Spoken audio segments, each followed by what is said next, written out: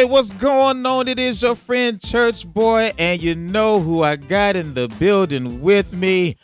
Baby, it's been a long time since I've been able to say this, but go ahead and bless the mic. Say something. We're back again. We are back again. We back in the building. Lady T, Church Boy, we doing our thing. You know how we do. I am so glad to be back. It has been a minute for a number of reasons. Yes. A number of reasons, which we won't get into, but just understand this. I'm still breathing. She's still breathing, I think. Definitely so. Yeah, so I mean, we good. We are blessed and highly favored. How did Lisa Page Brooks say? The devil is a liar. Yeah. But no, we're back in the building, just having a good time. First Lady, how you feeling? Church Boy, I'm glad to be back. You glad to be back? Yes, like you said, it's been a lot going on. But to God be the glory. To God be the glory. That's all I can say. To God be the glory. A little tired, a little achy, but all praises belong to Him. Is there a day where you're not achy and tired? Yes. Is it? Yes. Seems like every time I talk to you, you're achy and tired. A couple of days ago, I was not achy. Okay. But you was at work. Oh, so every time I'm home, you achy and tired. I don't think I like that answer, but anyway, we gonna get into this a little bit more. So, First Lady, there's something we've been talking about off the air. Kind of made mention of it off the air, and I thought I would just bring this announcement to the people. Did you know, people, that your lunch meat, oh my God, is now in the same cancer category as cigarettes? Wow. Yes. Lunch meat and cigarettes. Yes. Now, I looked this up because I kept looking at the headline and everything. I said, I got to get some more information on this. And so apparently what it is it's not as dangerous, meaning the probability of you getting cancer isn't as high as cigarettes. But it does have some of the same, shall I say, components of it. And so what they were saying is people who eat lunch meat, because lunch meat has nitrates, just like cigarettes. Mm-hmm. So people who eat lunch meat are 18% more at risk to have colorectal cancer. Wow. Yes. So if lunch meat got nitrate in it, it's so many other foods that does. Absolutely. So everything we eat got a percentage of you getting cancer. And you notice how cancer has been running rampant, especially over the last 5 to 10 years. Yes. Cancer has been really up there. But I thought it was kind of odd that it was colorectal cancer,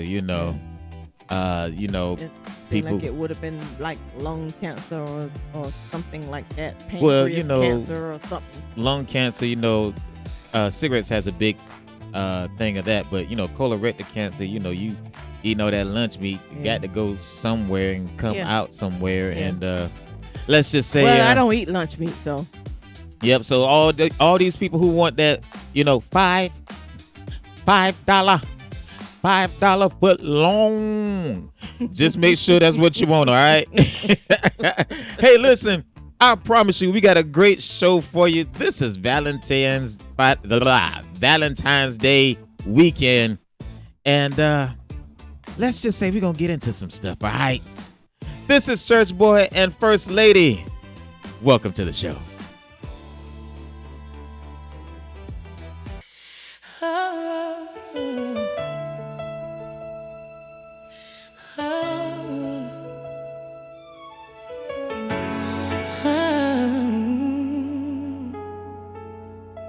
I've been walking through shadows, trying to find where I belong.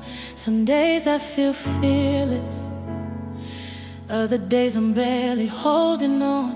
But every whisper of your promise pulls me back from every fear. 'Cause when you speak, my soul remembers I'm never fighting alone. here. So I breathe in your truth again. Let it rise like fire within. I'm standing on your word tonight. Lord, bring every promise to life. I believe, I receive,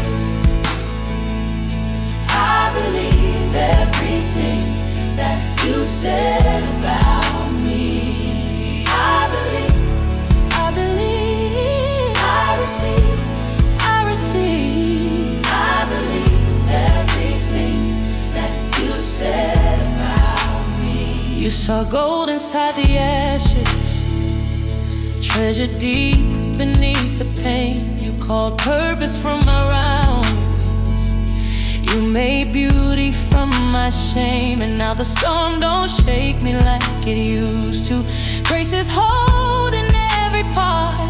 You rewrote the story of my future, placed your glory in my heart. So I lift these hands again. Lord, let your love come rushing in. What you spoke will come to pass. Every tear will fade and last. I believe, oh, I believe, I receive, I receive, I believe everything that you said about me. I believe, I believe, I believe, I believe, I receive, oh, I believe everything that you said about me. Your word is unshakable, your promise unbreakable. You're making me unstoppable, Jesus. Every chain is falling now. You're lifting my faith right now, and I won't doubt. I refuse to doubt. Oh, I trust you. Oh, I trust you. Everything you said is true. Oh, I trust you. Oh, I trust you. Oh, I believe. Yes, I do. I receive everything you promised me. I believe everything, everything you said. I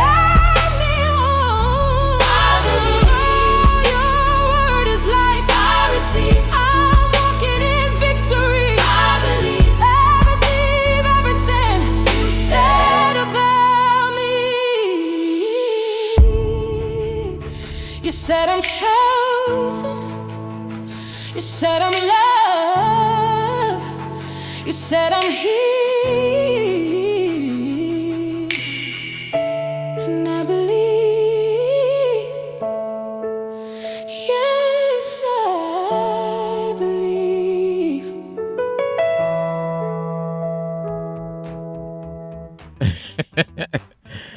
So we are back. We are back. Listen, we're going to get into some news right now. I know we've been off for a minute and there's been a whole lot going on.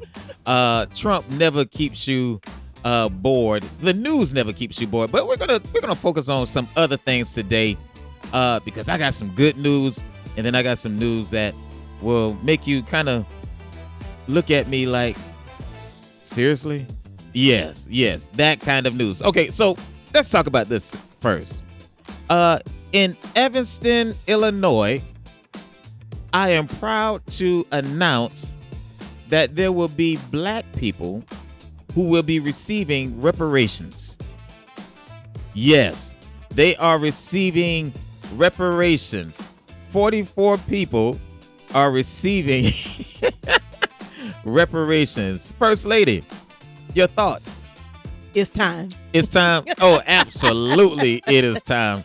It's been time. Time for us to get our 40 acres and a mule. Right. It's right. time. It's time for us to get something that we deserve or something that we worked so hard for or something that we created.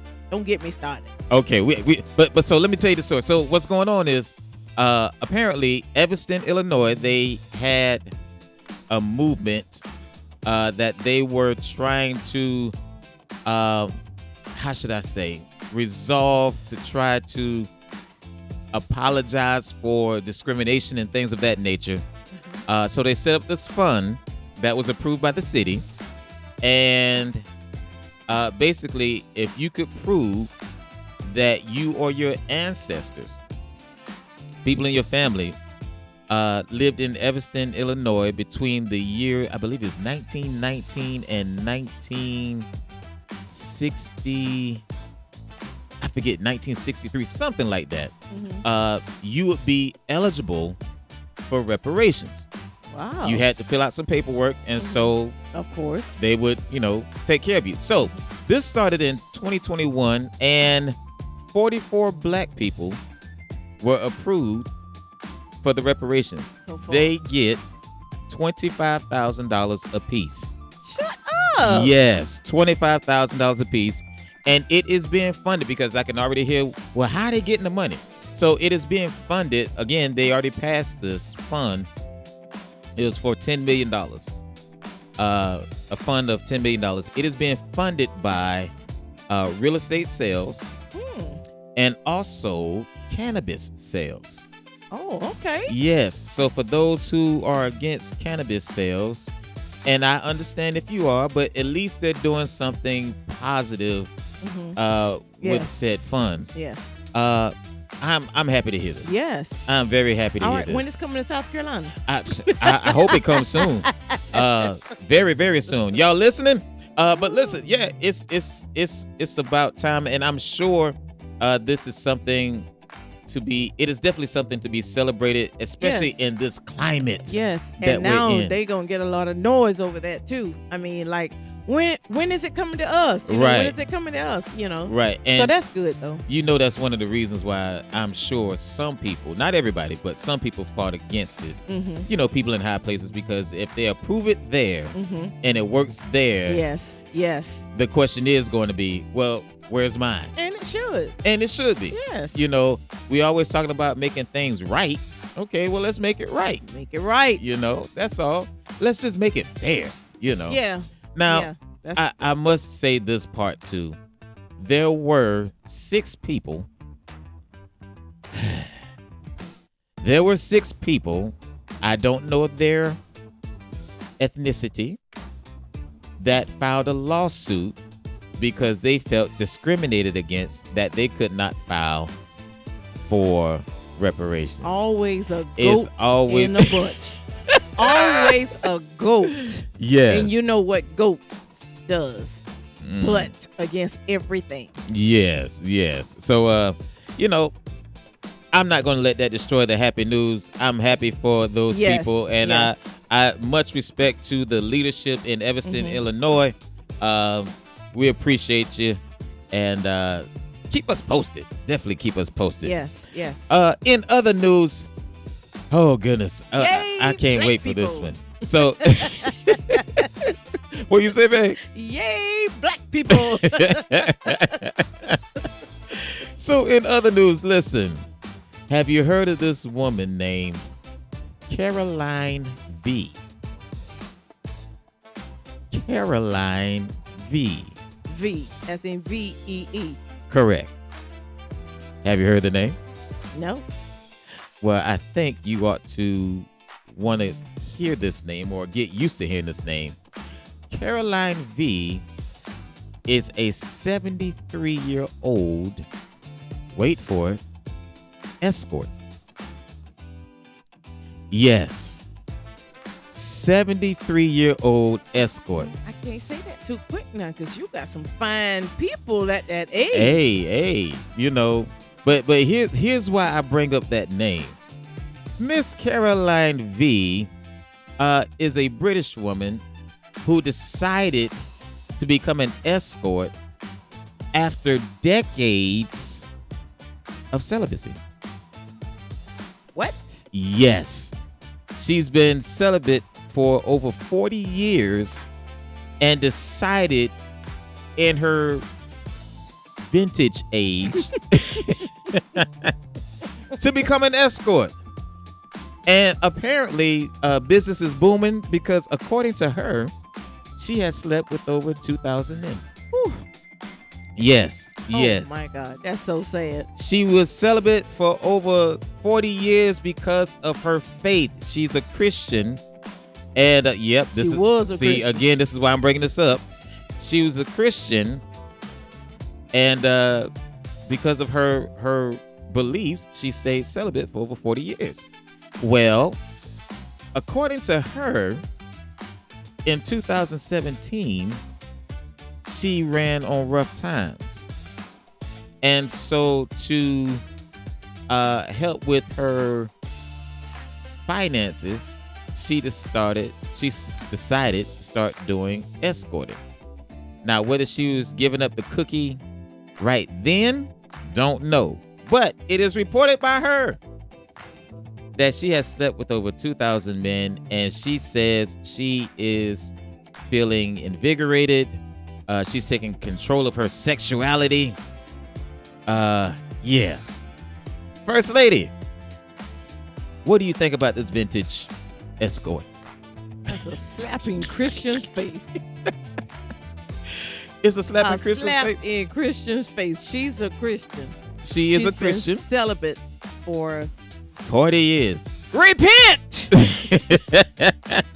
She has kept the faith. All these And the legs years. closed for over 40 years. And being that age, I'm pretty sure there was something out there that could have helped her financially. yeah. Some kind of agency or something to help her other than her. Well, yeah. You know, they do say that is the oldest profession. That's that. Not it's- escort, but, that it starts with a It P. is so sad. I'm thinking, that is sad. But you know something? People will hear this story and they'd be like, first of all, that's nasty. Definitely. Secondly, they would want to judge her. But how many of us really do the same thing? We just not selling sex. Yeah. We sell other things. We But you wait till you get 73 years old. Your body is in good shape, and now you want to tear your body down for sleeping with all these people. Because you sleeping with all these people, you tearing your body down. Your faith is dwindling. It's a slap in God's face. And it's like, God, you couldn't take care of me, so I'm doing this. Well, yeah. Dad, man, you make it sound so bad. It is. I mean, she just, want her sexual freedom. You could ask me for $1. Well, at least she didn't do a GoFundMe. See, that be the thing. We criticize people who ask for help, but then when they do what they got to do, then we criticize them for doing what they quote unquote feel like. And I'm not saying it's right. I'm just saying what the conversation is a lot of times. That's just like my grandmama on the street, on the corner. I just can't. Yeah. I can't stomach that. Hey, baby, you looking for a good time? I can't stomach that one. Mm-mm. Oh my goodness. I'm glad you got your money, but I'm so sorry what you doing to get it. Yeah. And well, there's so much we can go. That could be, that could have been the tea and testimony right there. But we'll move on. Listen, this last story, we got to touch on this story for a minute because we're not going to get to really talk about it like that. But did you know that there is a Florida couple who is suing a fertility center in Orlando?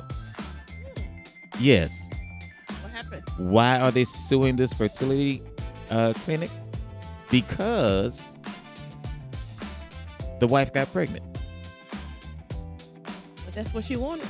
Yeah, well, that's what she wanted, except the egg that she had frozen there and everything else when it was you already the egg that was supposed to be theirs was not theirs.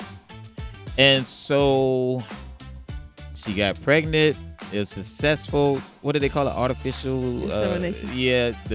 all that, I don't know all the proper terms for that. But anyway, she got pregnant. She went through the whole pregnancy term. The baby comes out.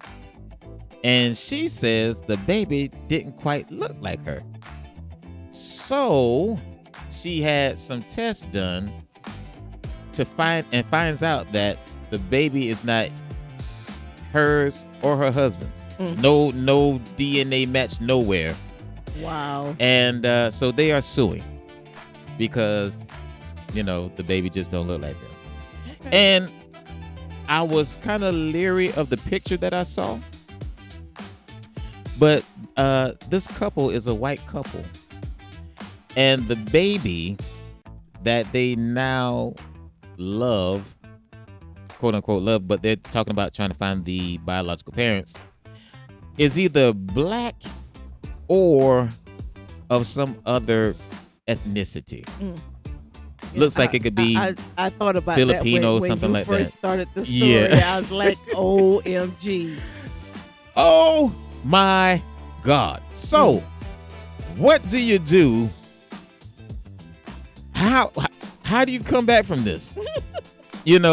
Well, you carried that baby, is yours. Yeah. You carried it. It might not have, any of your DNA, but it's yours. They you carried said that baby. It has caused irreparable harm. I'm just hoping that these people love this child and don't do the child wrong. I hope that they love people that don't look like them. Yeah. If and they I'm do, wondering, give it up for adoption. Don't mistreat it. Yeah, I'm wondering, what's really on my mind? What do their parents think or their relatives think? Because Yeah. I think that's where the issue's going to come in. Yeah, they probably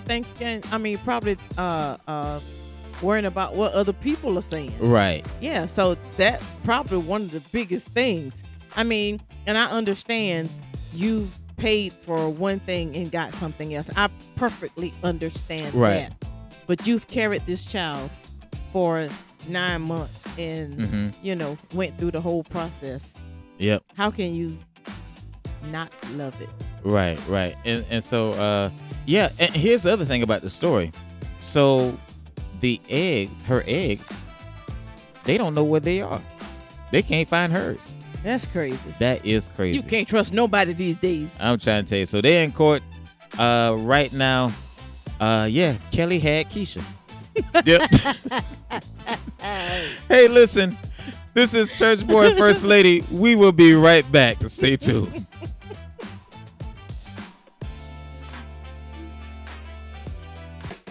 Hey, what's going on? This is your friend Church Boy, and I want to give you this special invitation. Now, I come on every week, almost every week, talking about the Lord, talking about what he can do, talking about how great he is, and just what he really means to me in my life. I like to have fun. I like to laugh. Oftentimes we give testimony, good news, things of that nature. But I don't never give an invitation. So let me just take this time to give you a formal invitation. First of all, let me just say this. Everything that I have said on this program, on this show, is not even close to what God really means to me. He is my friend. He is my helper. He is my confidant. He is my father. He is everything that I've ever needed him to be. When I went through hard times with the passing of loved ones, God was there. When I was on the verge of making the wrong decisions and just battling in my mind, God was there. When I was on the verge of committing suicide, God was there. When I didn't know where the next meal was coming from or how I was going to do the things that I need to do, God was there. When I was, sitting up in the middle of the night trying to figure out how I was going to take care of my family, God was there. When I was just outright lonely, God was there. And I say all of that to say this. Everything that he's been to me, he will be for you. All it takes is you inviting him into your life. And I know there are some people that say you got to do this and you got to do that. You got to, tarry and do all sorts of things, and you got to be in front of a church when you do it and things of that nature. But guess what? You don't have to be in front of a church. Guess what? It's not something you have to pay for. It's just a decision you got to make. It's just an invitation you got to give Christ to come into your life. And so I'm just wondering if there's anybody out there that would love to know Jesus as their Lord and Savior, that would love to know the man that I talk about all the time, the one I laugh with, everything. If you would like to know him on today, just do it right now. We can do it right now. Don't even wait till Sunday. Do it right now. You don't know what's going to happen tomorrow. Do it right now. Okay? If this fits the way you feel, I'm just going to pray this prayer with you, and we'll go from there, all right? Are you ready? Just say, Lord Jesus, I come to you today just as I am. I admit that I have made mistakes. I've fallen short, and I need you. I believe that you died on the cross for my sins, and that you rose again with all power to save me, heal me, and make me new. Today, I open my heart to you. Come into my life, Lord. Be my Savior. Be my Lord. Forgive me of my sins. Wash me, cleanse me, and change me from the inside out. I give you my past, my pain, glory, my struggles, and my future. From this moment on, I choose to live for you. I declare that I am saved, I am forgiven, and I am yours. Thank you, Jesus, for loving me, for receiving me, and for giving me a new life. If you prayed that prayer with me, guess what? Right now, not tomorrow, not next week, not when you get to church on Sunday, but right now, you are saved. That's all it takes. That's all it took. And guess what? Church boy is so happy for you, because I know this is the beginning of a beautiful relationship. Now, I'm going to encourage you, if you don't have a church home right now, find you a good church home so that they can teach you and help you enhance your relationship with Christ. Get in his presence. And guess what? When you get in his presence, you ain't got to come with the thuses and thous and try to pray like anybody else. Have a conversation like me and you are having a conversation. I promise you, you will not regret it. All right?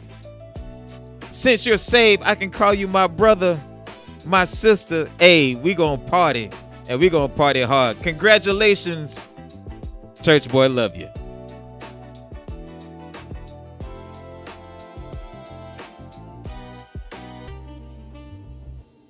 We are back. We are back. First Lady, you know what time it is.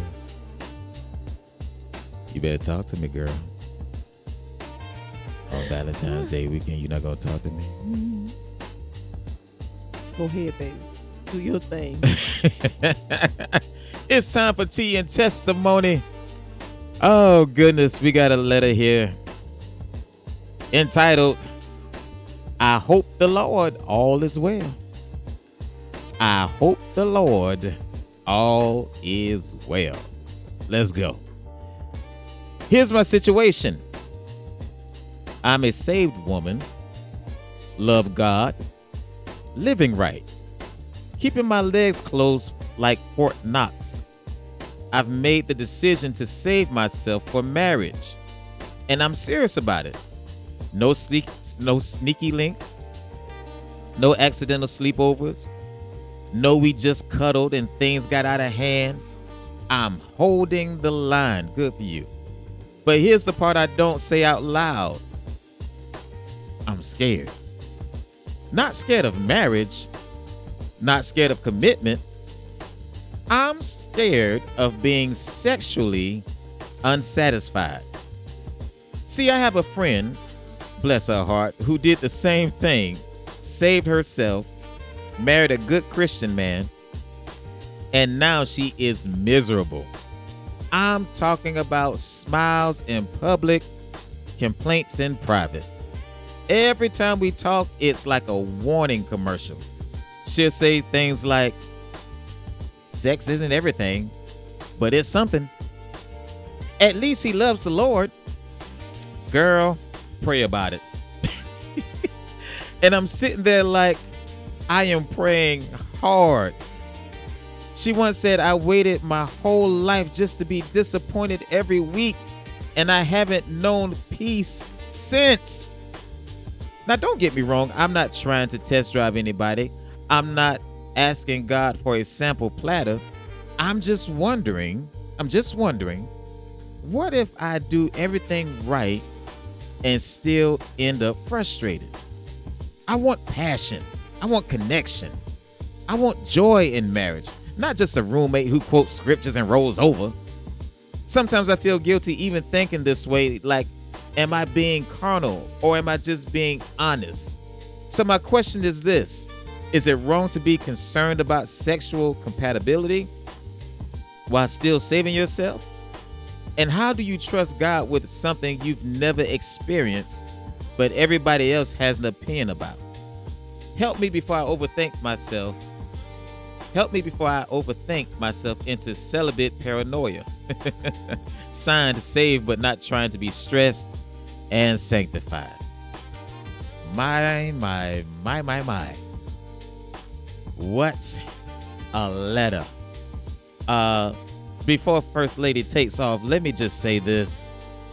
I'm so proud of you for holding on these many years and making the decision to stay celibate. And I do understand your concerns. And matter of fact, let me just take off, and then I'll let First Lady come in here. So, young lady, I definitely understand your concerns, but this is one of the reasons why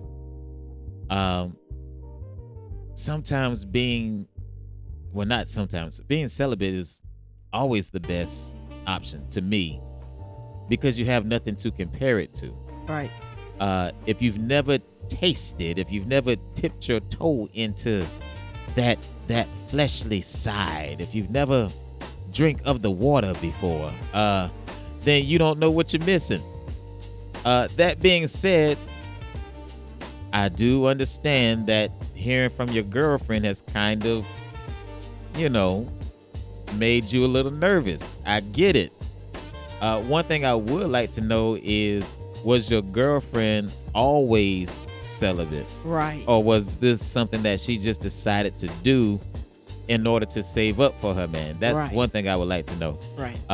But you're not making a bad decision. And I was just talking to somebody not too long ago, and I told them these words: God appreciates honesty. He just does.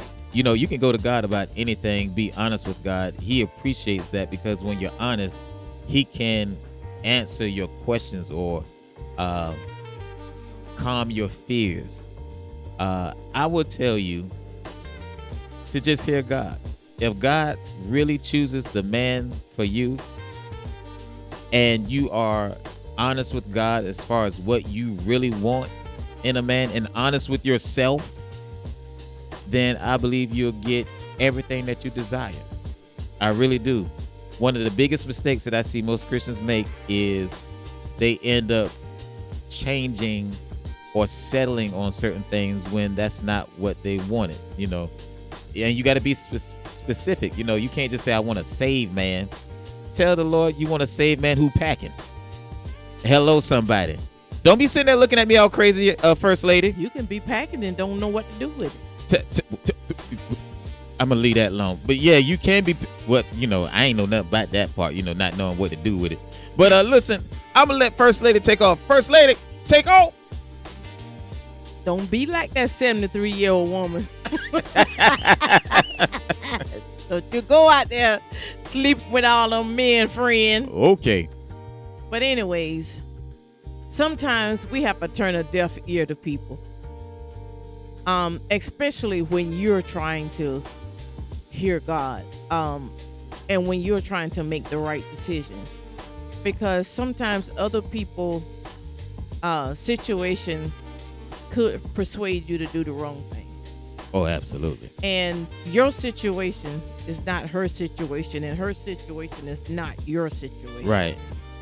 And no, you're not wrong for feeling the way you feel, because that's a big step. Marriage is a big step. And you want to be, marriage is supposed to make you complete.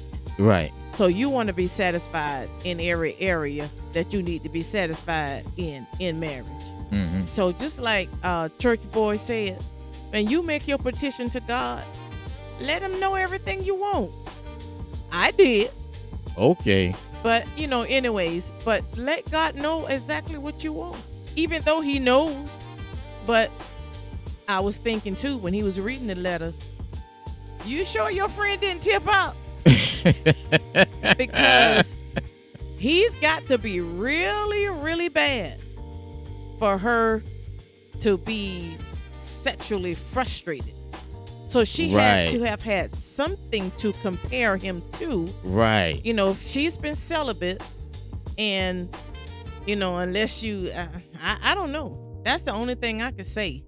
Have she been celibate for 10 years, but 5 years before that, she was swinging from the chandelier. Okay. So, you're not wrong. And sometimes you have to turn friends off because you don't want to frustrate your spirit. You don't want to frustrate what God is trying to tell you. And I believe if you are truly honest with God, he will give you just what you need. Absolutely. And like I said, or as both of us have said, sometimes you got to tune people out, because if she wasn't celibate like you, she done had Big Mac and then trying to go back to a Happy Meal, we don't know how that's going to work out. But just trust God in the situation. Make your petition specific. Don't just say you want to save man. Tell God exactly what you want. I want to save man who know how to take care of business, Now, did she pray to God for her husband? Like, okay, she's telling you, sometimes people tell you what they think you want to hear, but they don't want to tell you the truth. Right. And maybe she prayed for, she might have been specific, but then this person was so good in maybe the financial area. Yeah. She decided to say, oh, yeah, that's the one, without, checking all the boxes. Mm-hmm. You never know. And who knows? And he might have what she needs, and maybe just his endurance. Hey, talk to him. The same way you talking to that friend, you need to be talking to your man. Okay. Coach him up. Babe, listen, we need to spruce up some stuff. We need to, make it last forever. But anyways, this is Valentine's Day weekend. Talk to your man. Let him know your concerns. And most men, if they really love you, they're going to try to do what they need to do to make you happy. They going to listen to the one that they really love. Yeah. Not all them other ones, they ain't gonna, okay, well, you just going to get what you going to get. But for the one they really love, they'll listen. You ain't got nothing to worry about, baby. Don't even let the devil trip you up like that, all right? Don't go out there sampling. This is not Sam's Club and you walking through the place and getting little samples everywhere. Stand pat. Stay strong. Yes. All right. Hey, listen. This is Church Boy and First Lady. We'll be right back.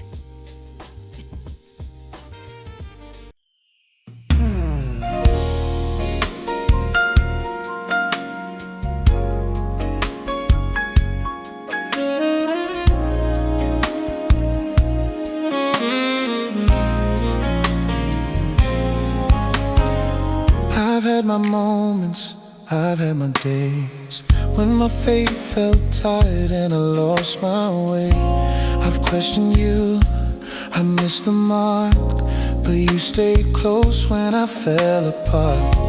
You never left, You never changed, even when I ran from your name. You waited patiently with open arms for me. I try to love you with perfection, but you love me through my flaws. Now I know it's not religion, it's a heart that's fully yours. I'm still in love with you. After all that I've been through, you've been faithful, you've been true, and my heart still belongs to you. I'm still in love with you. Even when I don't do right, you keep holding me all night. Yes, I'm still in love with you. I've chased some dreams that couldn't last. I've held on tight to my past, but every time the world let go, your grace pulled me in close. You knew my name before the pain. You saw my tears before they came. And every promise that you made, you kept them anyway. You never asked for my perfection, just a heart that truly seeks. Now I don't just say I love you, I'm in love with who you've been to me. I'm still in love with you. After all that I've been through, you've been true, and my heart still belongs to you. I'm still in love with you.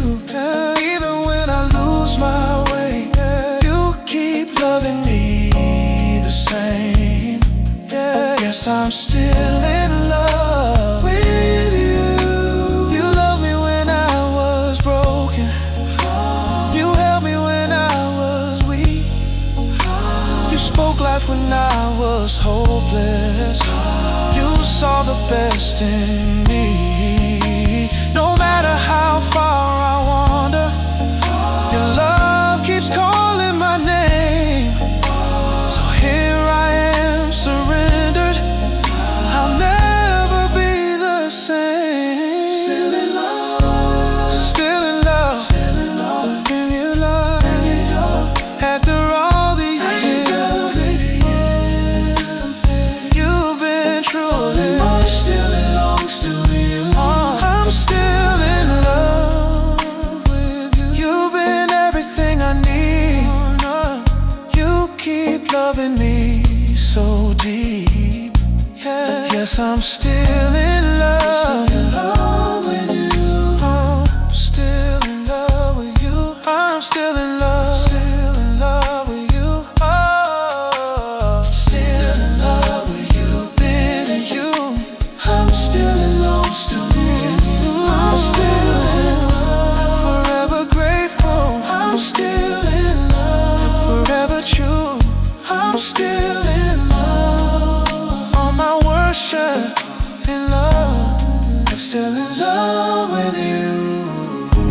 No matter where life takes me, no matter what I go through, one thing will always stay the same, Lord. I'm still in love with you. Oh, Lord. Still in love. Still in love. Oh, oh,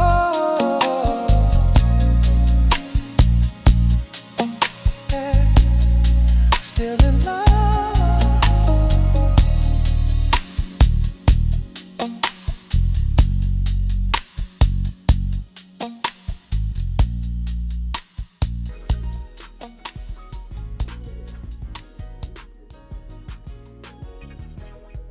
All right, First Lady, I gotta know before we even get into the main topic.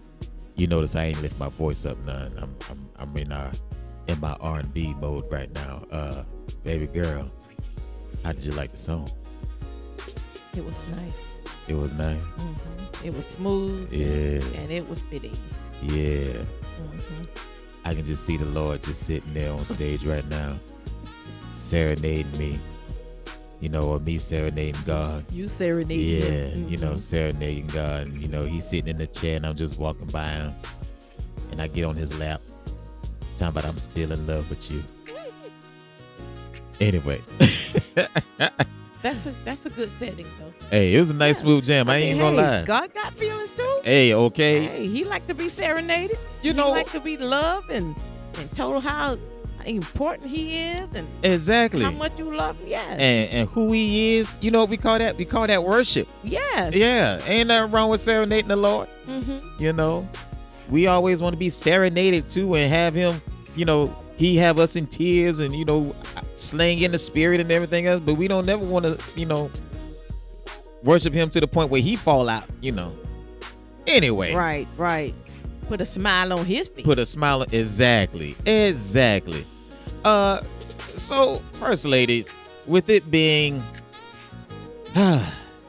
Valentine's weekend, it is the greatest month of the year, which has Valentine's Day, Black History Month, and also my birthday. It is the love month. It is the month of unity.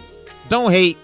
But so I thought. Yeah. It's a lot. It's a lot. I thought it would be good to really just talk about, particularly in all seriousness, with Valentine's Day and, with this being Love Month. I call it Love Month.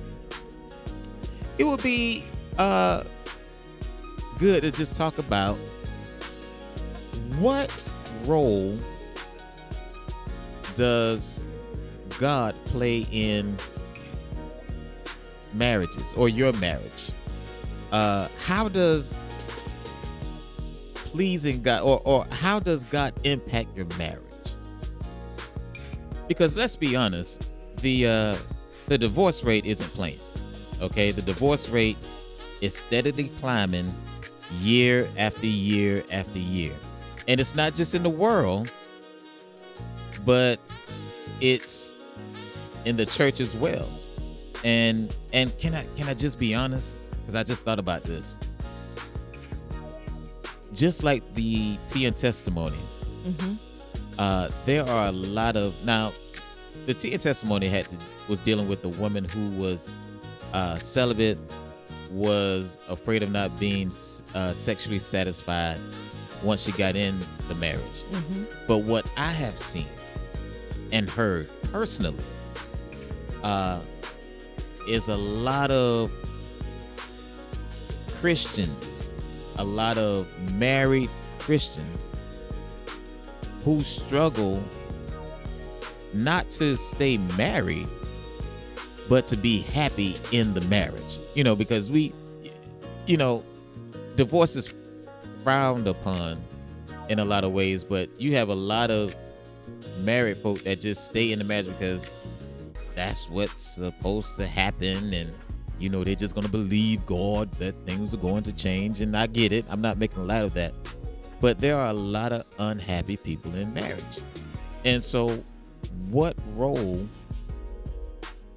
does or should God play in a marriage? I guess the best way to put it is what can you learn from God that will help the marriage be what it's supposed to be?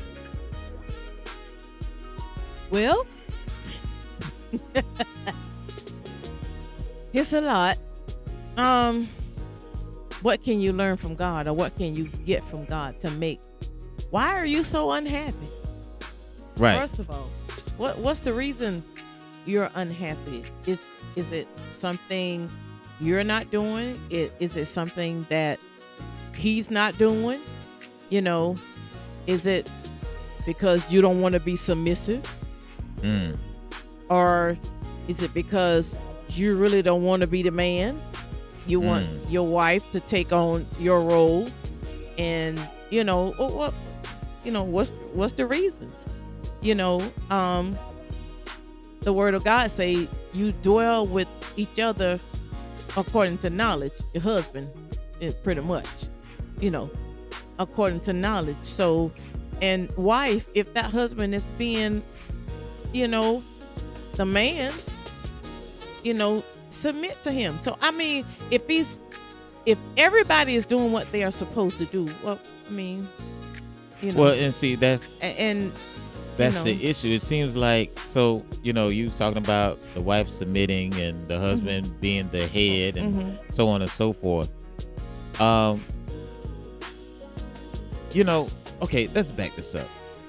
So again, you have people who are unhappy in marriage. They're still in the marriage. Yeah. But they're unhappy in the marriage. Marriage seems like it is a clock in, clock out type of deal with some people. And I know people say, well, marriage is work. I get that part. It is work. It is work. But at what point, you know, should it be more than just do what I say, you know, and you know, we have all these guidelines. I guess why? Okay, so let me put it like this.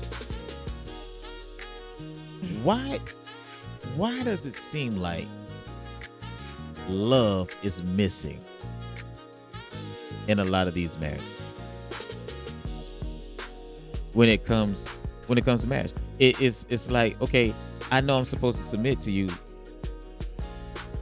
but you know, submission has always been about being able to submit to someone you trust, not being forced, right? Yeah, right. So why is it that it seems like there's no love or enough love to truly submit? You understand what I'm saying? But sometimes it's just like just like the tea and testimony. Sometimes you listen to other people and you trying to bring other people's situation in your marriage to, you know, well, Tasha say, you know, her husband do the same thing my husband do, or, you know, they work at the same place, but why he can't come home and do like Tasha husband? You know, sometimes you listen to other people too much and you bring their baggage into your space when you should not. And you got to be friends, you know, and you got to have that time to communicate, that time to talk, you know. And if there's a problem, or if there's a problem on the horizon, you need to try to squash that problem before it comes. Because if you don't, and if it's something that's bothering you, you don't say anything, it's gonna eat at you, and it's gonna eat at you, and after a while, you're not gonna be happy. You're not gonna feel like, you know, I love them, but I'm just not in love with them no more, because, you know, things ain't like it used to be. But why? Exactly. You know, why don't you talk about it? You know, if you saying this is the one that God bless you with, and all of this, you know, a lot of conversations and things should have been really talked about before I do. But, you know, and even sometimes people change, and you get around people, you know, work, things change. Sometimes people, you know, but it's just all about communication. I think people should talk more too, you know. And if something is bothering you, and I know like you do sometimes, you know, like, I just don't want to bother you.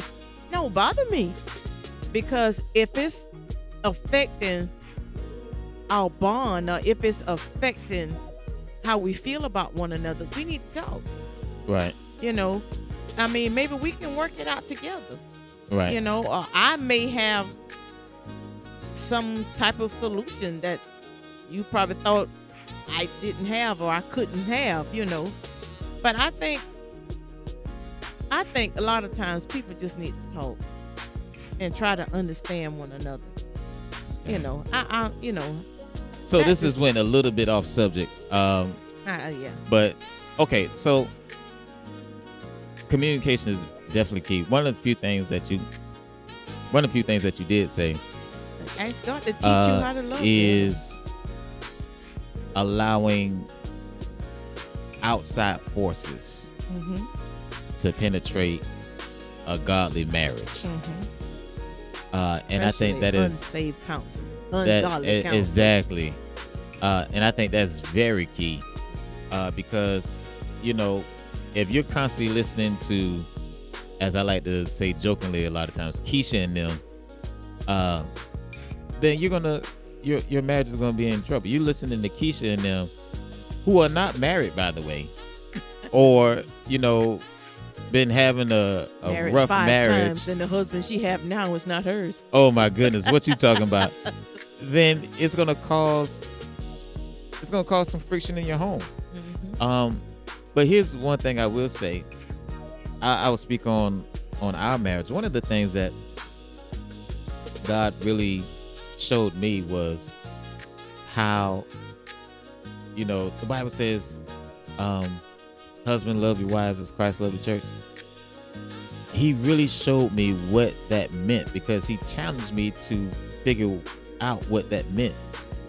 Understanding that he did everything for the church. He died for the church. He bled for the church. He did everything.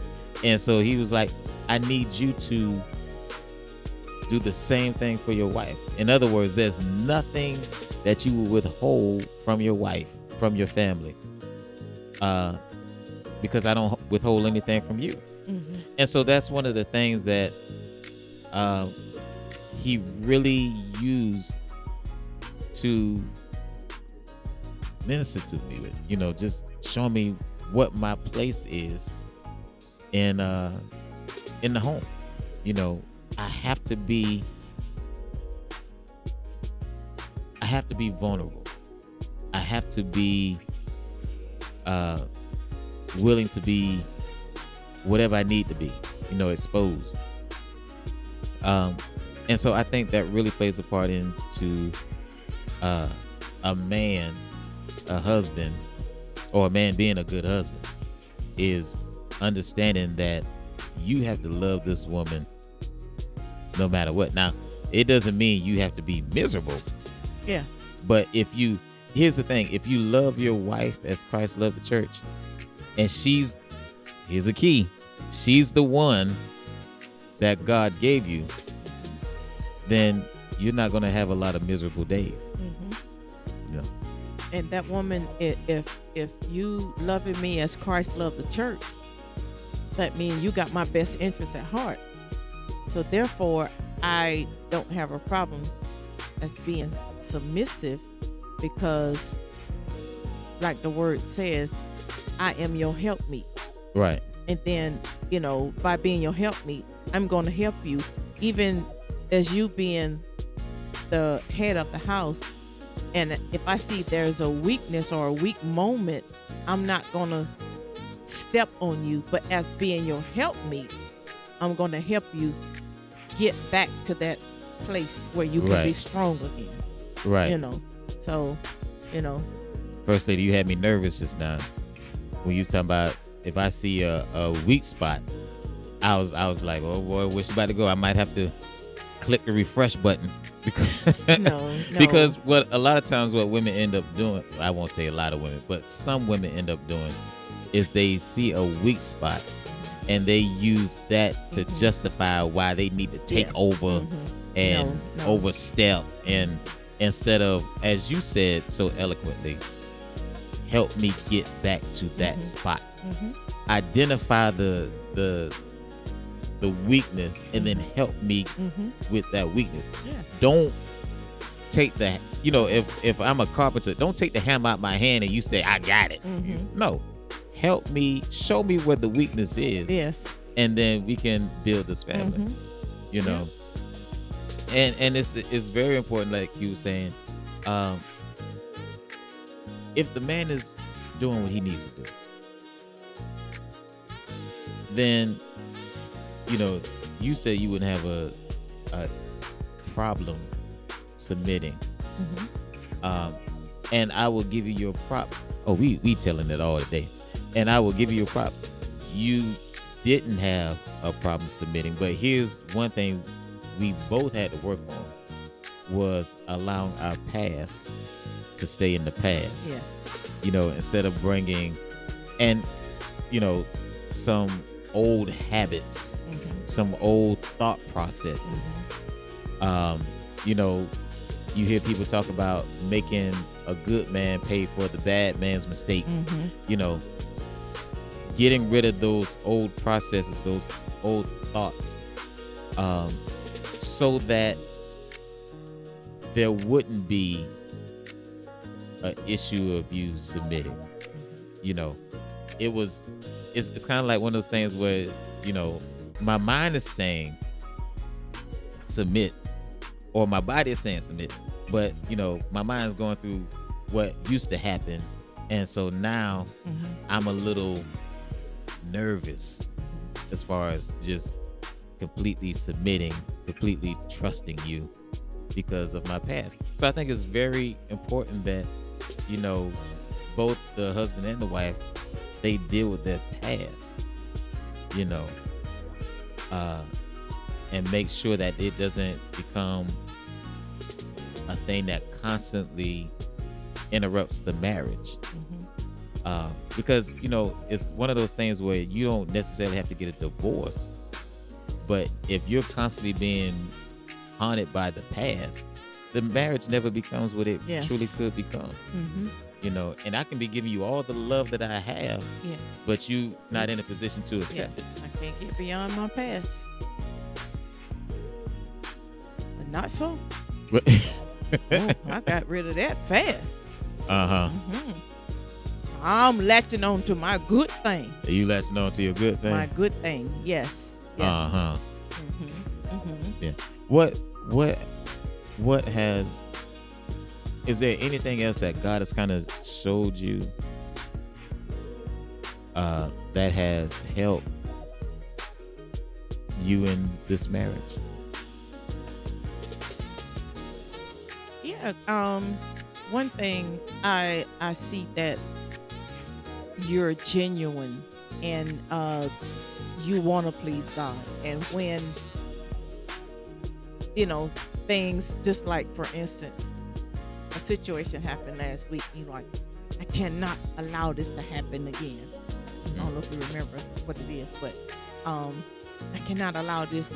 But when I see that hunger and that thirst to please God, you know, it makes me want to stand by you even more, you know, or support you, or to be the best helpmeet that I can be, you know, because when a man pleases God, he know how to please his wife. Right.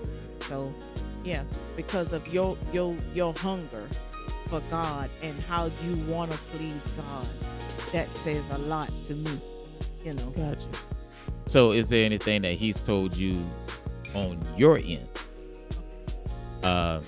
that has maybe helped you be better this time around? Because both of us, this is our second marriage. So is there anything that he's might have shown you about you that has helped you be better this time around? Or anything in his word that he might have showed you that you can say, you know what, maybe I didn't do this the best the first time, you know, or, you know, so I might need to do this a little better. Maybe, I don't know, listen, trust you more. Listen, you know, look and listen. Look and listen. Look. You can see things. Sometimes you looking with your natural eyes, it may look purple, but actually it's blue. Really look at the situation, you know, and to pray about the situation and not just assume. You know, don't just assume. And if it's something, you know, I need to pray about and get clarity instead of, you know, well, you know, it is what it is. You know, so look, listen, and assume. You know, that is something that I gotta be honest, that many people, men and women, they really struggle with.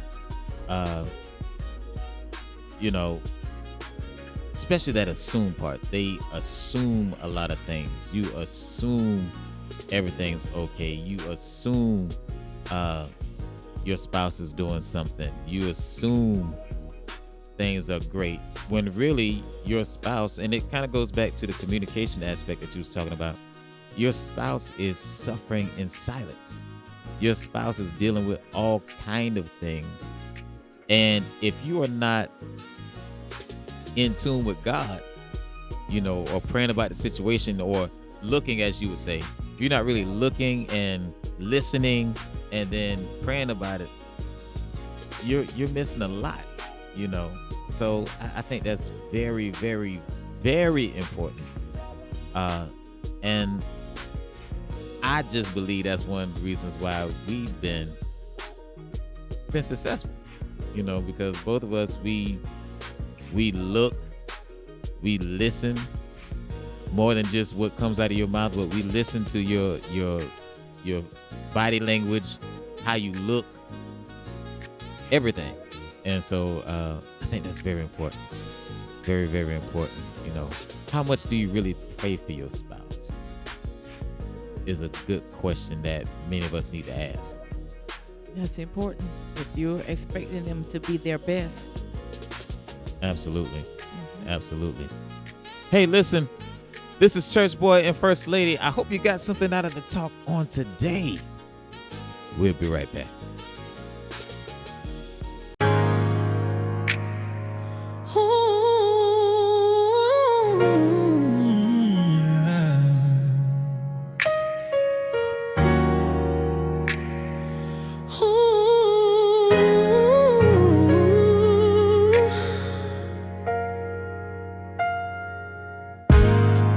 Good morning, Jesus, how you been?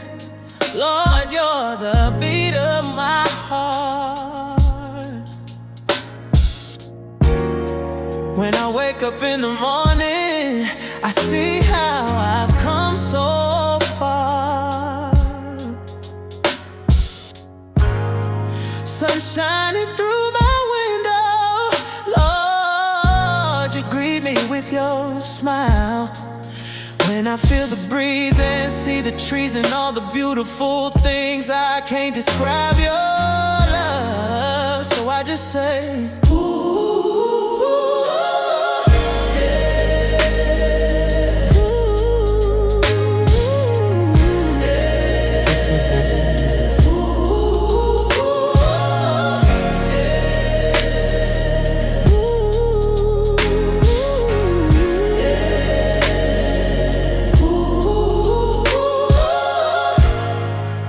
when I enter into the shower, it's like a worship scene. God, I love you. God, I adore you.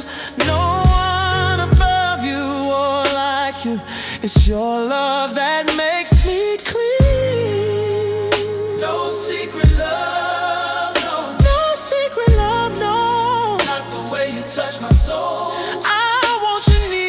Gotta have you, oh, here I am, Lord. All I can say,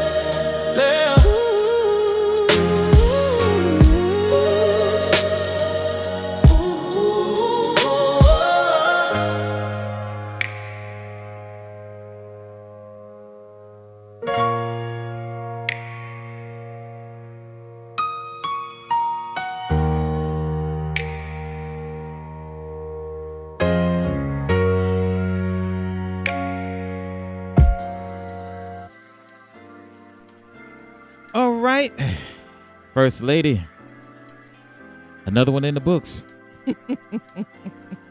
I'm not going to say what I normally say or what I feel like saying, bump it. I'm gonna say it. I think this is the best one we've ever done. Be like one of my clients say, put it in a book. Put it in a book. Okay. I think this is pretty good. You know, Valentine's Day, the love show. The music was off the chain. I ain't gonna lie. The music was a nice vibe, and you know, we start talking a little bit about, you know, marriage at the end. It got a little, you know, a little personal, went off script a little bit, but hey, it is what it is. You know, hope that you got something out of it. And I think we really need to have a his and her episode. Yes, it would be so good if we could get feedback.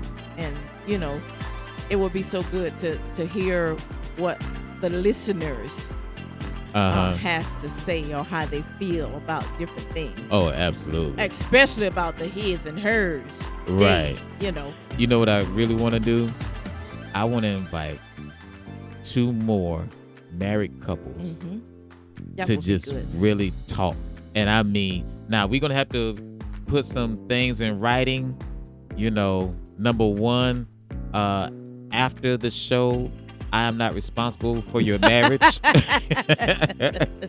And secondly, after the show, y'all promise to, you know, work it out. Whatever that comes up, y'all will work it out. I would love to do a show like that. Yeah. But anyway, hope you got something out of the show on today. I'm so happy to be back. Listen, it is Valentine's Day weekend, and I just want to let you know, or just put in your mind, treat your spouse. If you got a spouse on this weekend, do something special. If it ain't nothing but, you know, spending some time together, because as we know, most people will be working day in, day out. Find some time for your spouse on this weekend. Find a way to say, baby, I love you. You know, it ain't got to be a diamond ring, you know, a shopping spree. Just that quiet time to say, baby, I love you. Just that quiet time. Absolutely. Means a whole lot. And don't forget, even on this weekend, this love weekend. The love weekend. Don't forget to love on your maker, on your father, your creator. Don't forget to love on him. He would love to feel the love and affection from you. You know, ain't nothing wrong with you singing a little Luther to God. You know, just roll up to him and say, I need to have you next to me in more ways than one. Just sing that to the Lord. See if he don't say, ah! You know. You so crazy. Hey, listen. This is Church Boi and First Lady. Thank you for joining us on this week. We will see you next time, all right? I'm out.